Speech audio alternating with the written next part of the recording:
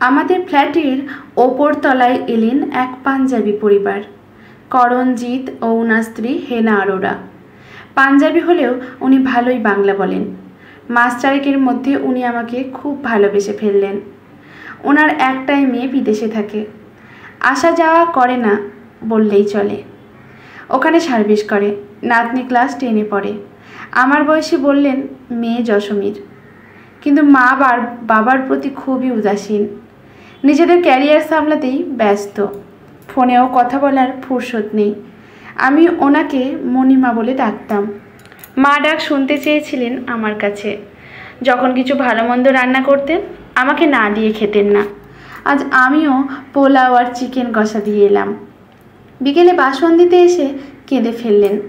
আজ খুব মেয়ের জন্য কষ্ট হচ্ছিল। বললেন কাশ তুই যদি আমার মেয়ে হতিস। আমি বললাম আমি তো তোমার মেয়ে, যখন যা দরকার পড়বে আমায় বলবে, আর এইভাবে কখনো কাঁদবে না।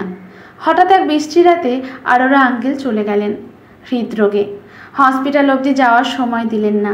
আমার বর ডাক্তার ঘরে নিয়ে এলো, ততক্ষণে সব শেষ। আচমকা এই ঘটনায় বিহ্বল হয়ে পড়লেন মণিমা।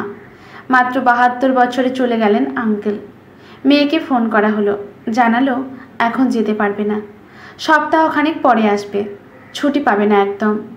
মণিমা এমনি অসুস্থ। ভাগ্যিস কিছুদিন আগে ছবিটা দুজনে তুলেছিলাম। কান্নাকাটি করছে খুব মণিমা। অনেক সান্ত্বনা দিলেও আমিও খুব ভেঙে পড়েছি একা হয়ে যাওয়া মানুষটার দিকে তাকিয়ে। আজ আবার আমি বাবা হারালাম। শ্মশানে মুখাগ্নি করতে গিয়ে হাউ হাউ করে কেঁদে ফেললাম। আজকের গল্পটি এখানেই সমাপ্ত। ভালো লাগলে লাইক, শেয়ার, কমেন্ট করে পাশে থাকবেন। ধন্যবাদ।